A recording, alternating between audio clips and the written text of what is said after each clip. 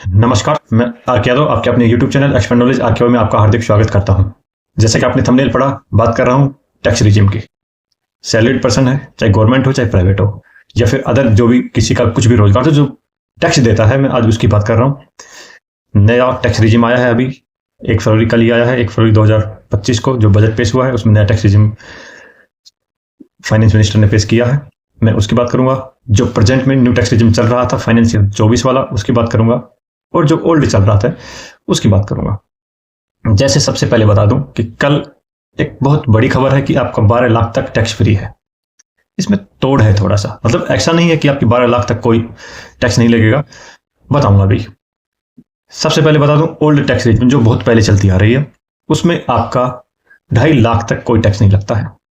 2.5 से 5 लाख में आपका 5% लगता है, और 5 से 10 लाख में आपका 20% लगता है, और 10 से ज्यादा में आपका 30% लगता है।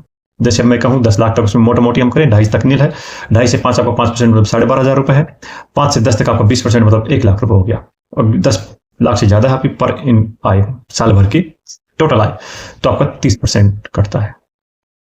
उसमें स्टैंडर्ड डिडक्शन उसमें 50,000 का था, और रिबेट उसमें 5 लाख तक है।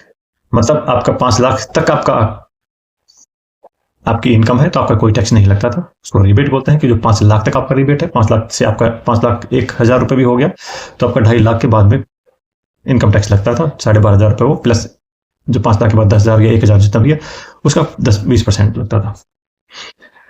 अब बात करता हूँ, उसका कंपेरिजन करूंगा मैं। अब न्यू टैक्स रिजिम जो कि फाइनेंशियल 2024 में फिलहाल चल रहा है, एक जो प्रपोज हुआ है उसकी बात नहीं, वो फाइनेंशियल 2025 के लिए है, वो 2024 के लिए लागू नहीं होगा। तो मैं जो 24 में जो फिलहाल चल रहा है, एट प्रेजेंट चल रहा है, मैं उसकी बात कर रहा हूँ।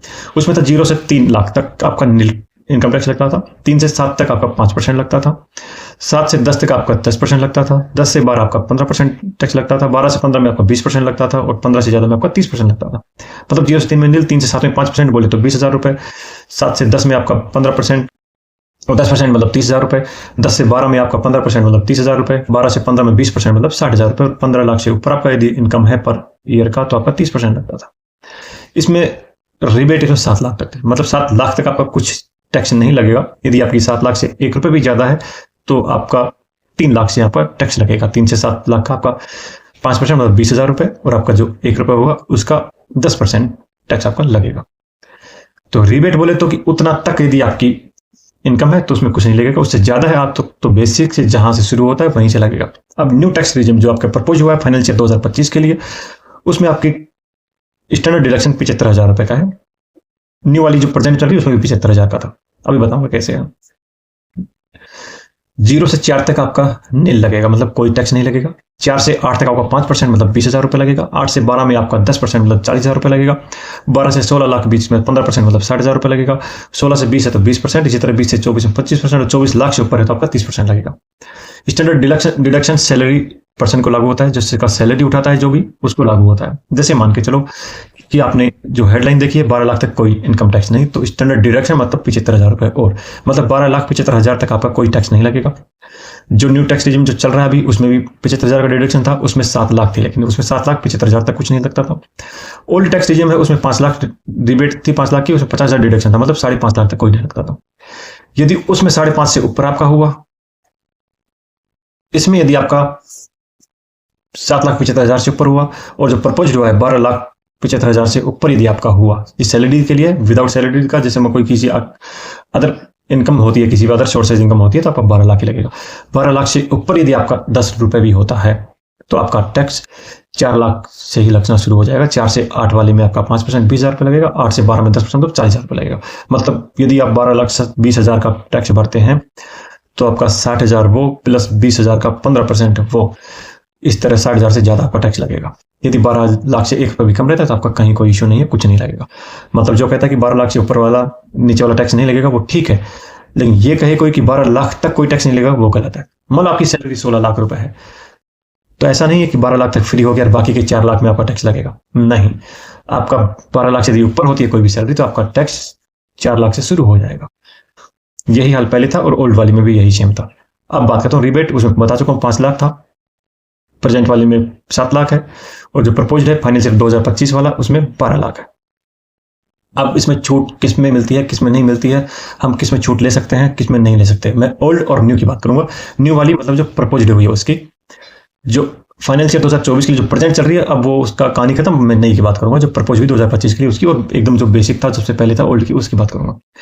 जैसे 80 सी, चलो सी वगैरह तो छोड़ो, मैं बेसिक समझाता हूँ। जैसे जो छूट मिलती थी पीपीएफ हम जमा करते थे, या एलआईसी में, या इंश्योरेंस किसी भी इंश्योरेंस में जमा करते थे, म्यूचुअल फंड जो टैक्स रिबेट वाले म्यूचुअल फंड होता था उसमें जमा करते थे, टैक्स सेविंग एफडी में जमा करते थे, पीएफ में जमा करते थे, इन सब में हम 1.5 लाख रुपए तक जमा कर सकते थे। वो ओल्ड में लागू होता था, उसमें छूट मिलती थी। अब वो हटा दिया गया है। न्यू वाली में पहले भी हटा दिया था और अभी भी हटा हुआ है, उसमें नहीं मिलती। मतलब आप कितना भी आपका स्कीम हो, आपका कहीं कोई फायदा नहीं है।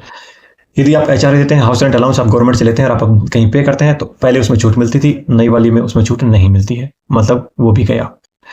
चिल्ड्रन का जो ट्यूशन फीस गवर्नमेंट देती है, उसमें पहले उसमें छूट मिलती थी, आप उसमें पे स्लिप वगैरह स्कूल की जो स्लिप लगाते थे पहले छूट मिलती थी, ओल्ड वाली में। न्यू वाली में उसमें भी नहीं मिलती है। इलेक्ट्रिक व्हीकल के आधार आपने लोन लिया है तो उसमें आपको छूट मिलती थी पहले, इसमें नहीं मिलती है। मैंने पहले ली है, जब old pension scheme, old tax regime में मैंने किया, मैंने उसमें लिया है छूट, क्योंकि ऑलरेडी मेरे पास इलेक्ट्रिक व्हीकल है तो मैंने छूट लिया है, उसमें मिलती थी, नई वाली में नहीं मिलती है। अब बात करते हैं प्रोफेशन जो टैक्स लगता था। आप यदि किसी दूसरे स्टेट में या फिर कहीं भी, आप यदि हर स्टेट अपना स्टेट की नौकरी है तो उसमें कोई इशू नहीं है। यदि आप सेंटर की नौकरी है और कहीं दूसरी जगह, स्टेट में भी लगता है, सेंटर में लगता है, सॉरी, मतलब आप कहीं भी करते हैं तो उस स्टेट का प्रोफेशन टैक्स 200 रुपए 300 रुपए इस तरह लगता है।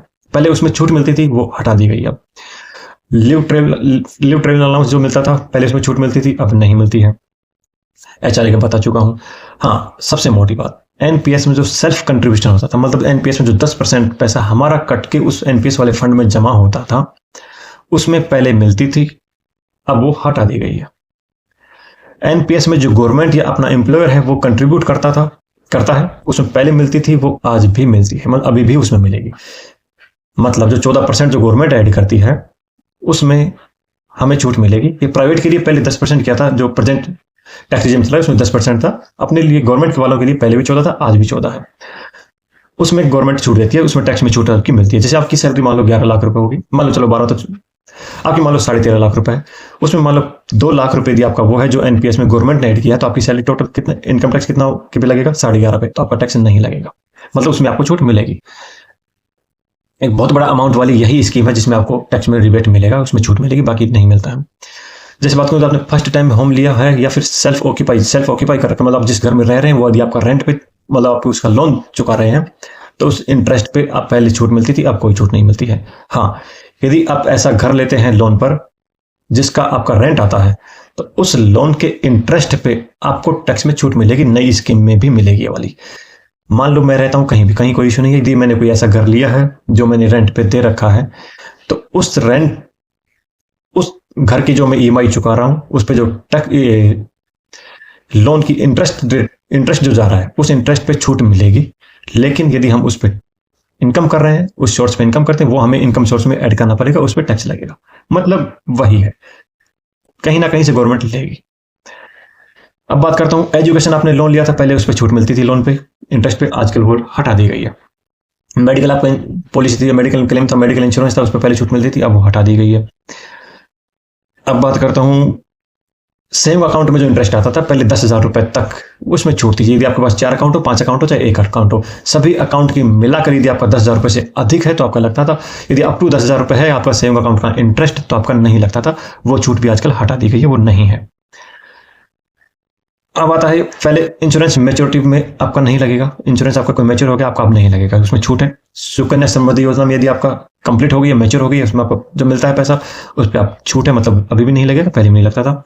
एनपीएस का जो लमसम अमाउंट जो आपको मिलेगा 60 साल की उम्र के बाद, जो आपका 60% पैसा यदि आप लेकर जाते हैं, उस पर आपका टैक्स नहीं लगेगा। पार्सली फंड आप विड्रॉ करते हैं बीच में, एनपीएस में बीच में आप विड्रॉ कर सकते हैं, उसमें भी आपका नहीं लगेगा। पीपीएफ की मैच्योरिटी पे जो पैसा मिलता था उस पर भी नहीं लगेगा, मतलब टैक्स नहीं लगेगा उस पर। हाँ, जो पॉलिटिकल पार्टियों को हम डोनेशन करते थे पहले छूट मिलती थी, अब उसमें नहीं मिलती, अब उस पर टैक्स लगेगा। अब बात करें तो भैया मिलेगा किस पे, मतलब टैक्स की छूट नई वाले में किस पे छूट है। एक तो ट्रेवल अलाउंस, जी आप टीए जो मिलता था ट्रेवल अलाउंस, आप यदि अपने हेडक्वार्टर से अपने शहर से दूसरे शहर में जा रहे हैं, आपको आने जाने का खर्चा, रहने का खर्चा, खाने पीने का जो खर्चा मिलता था, वो आज भी फ्री है, पहले भी फ्री था, उस पर टैक्स नहीं लगता था। ग्रेजुएटी जो आपकी है प्राइवेट, जो प्राइवेट सेक्टर वाले लोग हैं उनके लिए 50 लाख तक का फ्री है, मतलब उस पर टैक्स नहीं लगेगा। गवर्नमेंट के लिए जितना भी उसकी ग्रेजुएटी है सब फ्री है, मतलब उस पर कोई टैक्स नहीं लगेगा। हो गया। हाँ, एक और गिफ्ट जो हम बोनस बोलते हैं रेलवे को, जैसे रेलवे का नहीं, क्या पूरे सेंट्रल गवर्नमेंट को, स्टेट गवर्नमेंट को जो दीपावली का बोनस मिलता है, वो एक तरह से गिफ्ट हो गया। यदि आप 5,000 रुपए तक आपको गिफ्ट मिलता है तो उस पर टैक्स नहीं लगेगा। यदि 5 से ऊपर बढ़ता है तो आपका टैक्स कंप्लीट पे लगेगा। अब बात करें, हमें ये हो गया उसका बेसिक जो आपने पढ़ा, सुना, देखा, सारी चीजें। अब बात करते हैं हमें न्यू में जाना चाहिए, ओल्ड में जाना चाहिए।